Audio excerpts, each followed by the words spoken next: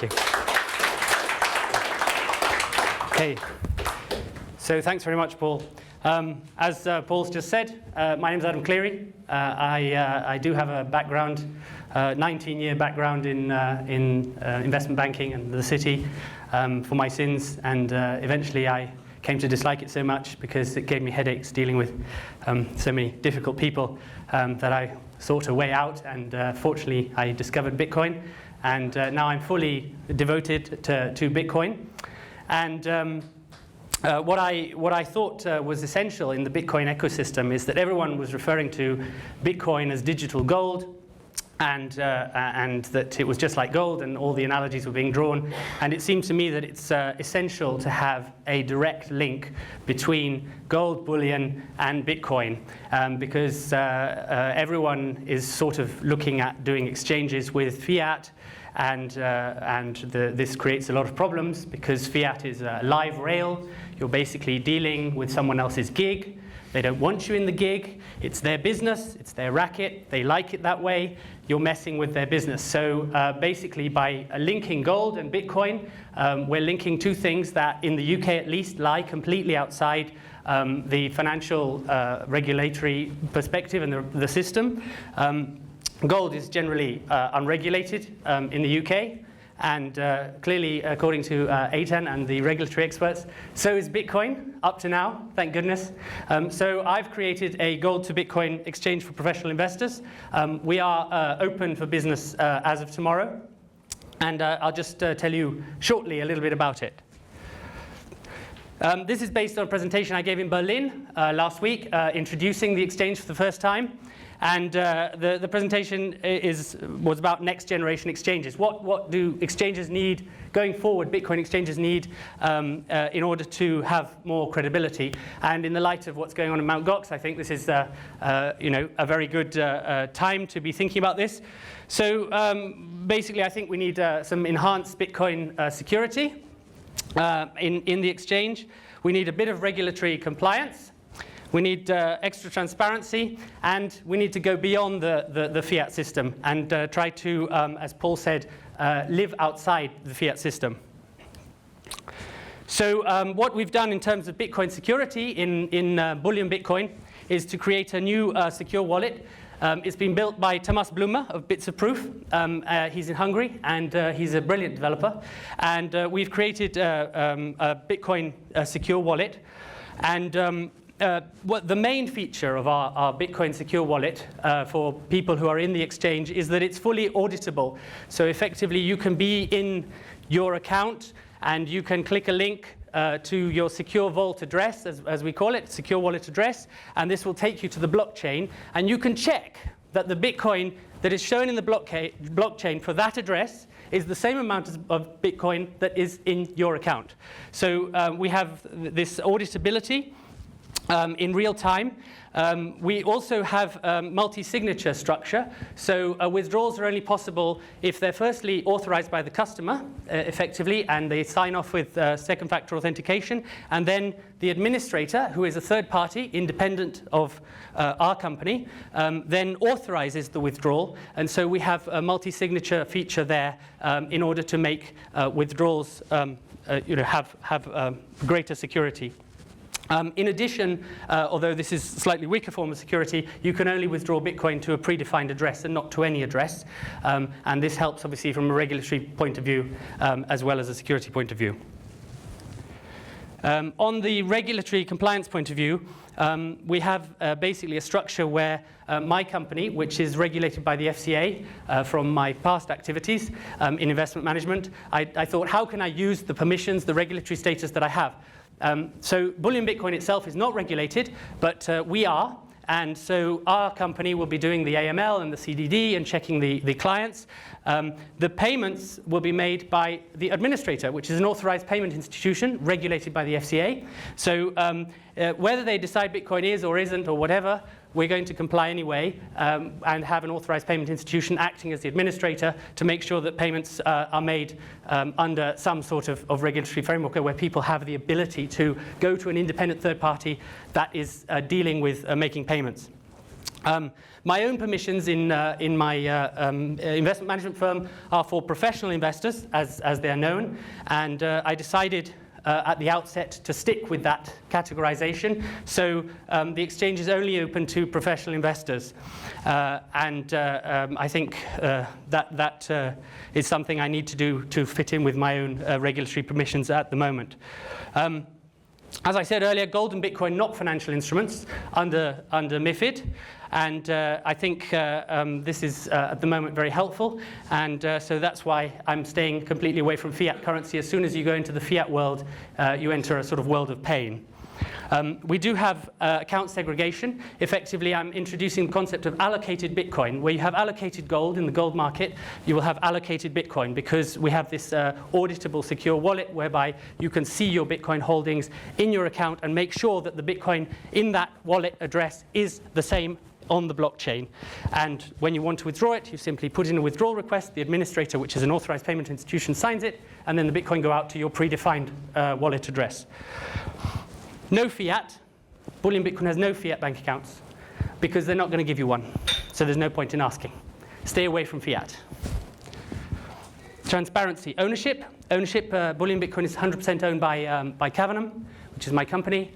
FCA regulated institution, and I own Cavanham 100%. So you all know who owns Bullion Bitcoin. I'm not sure who owns Mt. Gox. I'm not sure who owns Bitstamp. I don't know. I'm a great admirer of Bitstamp, but there is an enormous amount of transparency in existing exchanges. So hopefully, since you know who owns it, that helps a little bit. Domiciled here in the UK.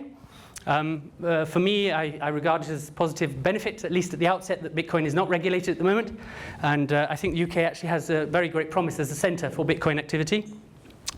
Accountability, we have the administrator, who is a third party independent of me as exchange manager. I'm the exchange manager. We're also regulated. We have the gold vault storage operator, again independent, where the gold will be held in either your allocated account or our allocated account, pending you doing an exchange in the exchange. We have obviously some independent oversight from this structure of many different counterparties in the exchange. I've talked about the regulatory framework, and as I say, this exchange is not running a central ledger. No one is borrowing anything to pay Paul, because at all times you either have allocated gold, or you have allocated gold in our account where we're holding it on a bailment basis for you, which is a concept where we don't own it, you own it. Or you have allocated Bitcoin in our secure wallet, which you can audit. Or you have Bitcoin in your own address, which you own anyway, which is completely outside my control. So it's in specie backing all the time, allocated gold or allocated Bitcoin all the time. No US persons, no US dollar transactions. I think it should be obvious to everyone that this is not a good idea. Dealing in USD or dealing with US persons. No, in financial services, as an outsider, it is a bad idea to deal with US persons. I'm sorry. No retail clients, and there is a minimum subscription, which I've put in as a way of proving, if you like, that I'm dealing with professional investors, so that the authorities who become very upset about consumer protection do not feel that I am dealing with retail clients, because this is a major bugbear of theirs, and they hate bad headlines on this front. This is the final part of what I think is necessary in exchange. I think we need to try, if we can, in the Bitcoin ecosystem, to go beyond fiat. Exchanges between fiat are necessary and all very well, but I think limited. We need to develop Bitcoin to its full potential, and ideally we want to see it as basically a completely alternative system, as Hakeem said, ready for the day when the existing system is no longer able to provide the outcomes that we need. I think generally gold is a wonderful match for Bitcoin, and having a direct exchange between gold and Bitcoin effectively remonetizes gold. The authorities have done a great job demonetizing gold over the last 40 years and trying to prevent it being treated or regarded as a monetary commodity, which is why they don't want it to be regulated, which is why they don't want it to be recognized, which is why it's not a financial instrument. They don't want to give it any legitimacy. So that's fine with me, and effectively having Bitcoin linked to gold means that gold can be globally and immediately transferred across borders, and we lose all these things that people say, oh, it's so difficult, you can't pay with gold, you can't carry it, you can't go here, you can't go there. Well, combined with Bitcoin, you can. So it completely transforms effectively the properties of gold, and at the same time, for Bitcoin holders, it provides a tangible monetary portal. And that is my exchange, Bullion Bitcoin. You always have to have a disclaimer. Very important. Thank you.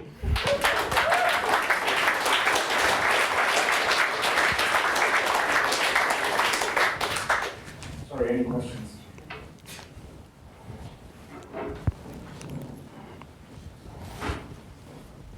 Hi, so I've got two questions there. The first one is, if it is, if you're trying to stay away from fiat, how are you valuing the gold as Bitcoin exchange rate?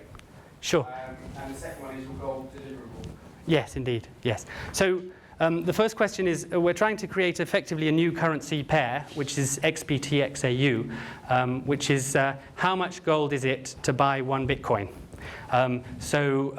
Currently, well, you know, a week or so ago it was 0.5, right? Because more or less, if we go back into fiat for a minute, gold is at 1,200 and Bitcoin is at 600. So XBT-XAU is at 0.5.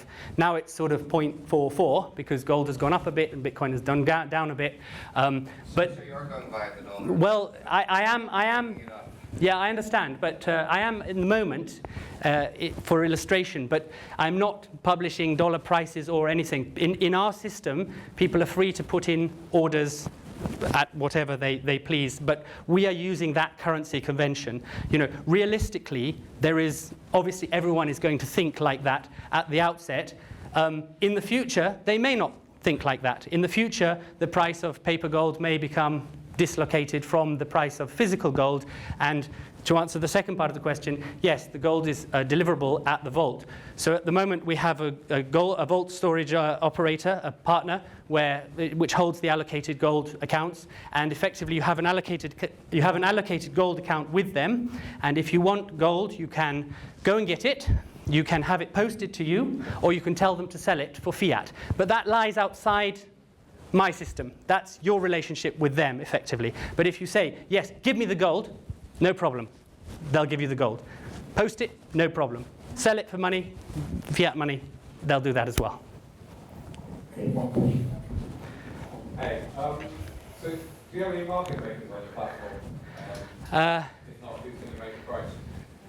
No, it's not a market-making system. The system I've come up with is basically a system akin to the existing gold market in London. So what we're doing is creating a double-sided auction, effectively. So where we take orders on both sides and we seek to match them at the price that maximizes volume. But effectively everyone puts in a limit as to where they're willing to pay, to buy or sell, and they will either get filled at that limit or better than it in this auction process. Because of the nature of the auditability of Bitcoin on the blockchain, we're not running a central ledger, we're not borrowing from Peter to pay Paul. The actual Bitcoin transactions go in the blockchain, and you can see them moving around the vault from address to address to address. And obviously, as you know, Bitcoin confirmations take some time, and so therefore it's not practical to have, in my system that I've created, which I hope people will like, it's not practical to have, you know, this real-time high-frequency trading stuff. So effectively, we're mimicking the London gold market fixing process, whereby with the change that it's everyone putting in their orders as to where they think XBT-XAU should be and where they'd be willing to trade on XBT-XAU. So you can buy Bitcoins, sell Bitcoins, you put in your price. You'll either get done at the limit or you'll get done at a better price in this double-sided auction process. Hi, Adam. You said that the platform actually is it powered by Bits of Proof? Yeah. Okay, so powered by Bits of Proof. Now, Bits of Proof have just sold their platform for the Orioles, or the first virtual gold coin. Yeah. For yeah. Gold. How does that fit in with the model, and is that something that you're going to be working with them on, or what do they actually do for you? Well, they've built the back end, and I've bought that from them, the software development from them, and then they are currently maintaining the system. They don't have to maintain the system. I can get someone else to do it. I'm not tied into them, but they have built the back end, and that I think is the answer. They have just done this deal about Aureus, as you say, and I was hoping to do something like that in the future, but I don't think that it directly affects, what I'm doing and where I am today, which is very much a physical at the moment. Hi, are you going to expand after gold? Do you go on to silver or other? Yes.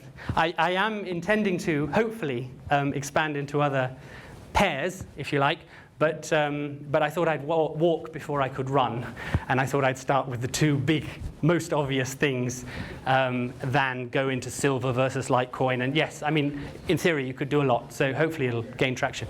Sorry. Yes, you said it's for Bullion Bitcoin is for professional investors. Yep. Can you just define that? I noticed on the slide 70 BTC. Is that the minimum then? That's the minimum. That's the minimum subscription. Yes. So Yeah. that's what's defining a professional investor. In my book, yes. Yes, correct. But basically, a professional investor is, in FCA terms, an eligible counterparty, a professional client, or someone who fits in as a high net worth investor or a sophisticated, self-certified sophisticated investor. And I've chosen that because it seems to me to minimize regulatory risk. But if I ask the question, they're not going to give me an answer, really. So I have to sort of self-certify or self-censor myself, if that makes sense, and make sure that I can give a reasoned explanation to people saying, how did you arrive at this? Well, I've arrived at this by, I went through a process of certifying them, or they've self-certified themselves, or they're an eligible client or a professional client.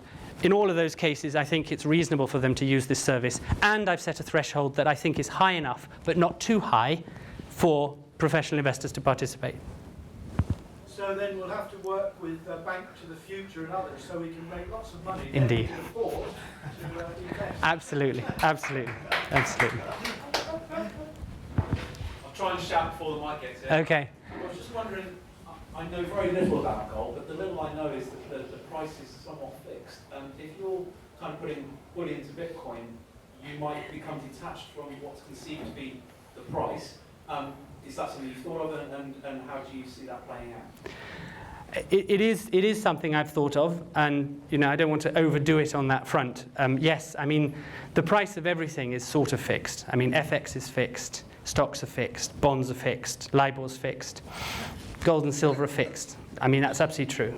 Yeah. And that's actually not a conspiracy or anything like that. That's actually fact, because we have the electronic messages of the traders fixing LIBOR and fixing FX and fixing everything. You can read them. You can download them.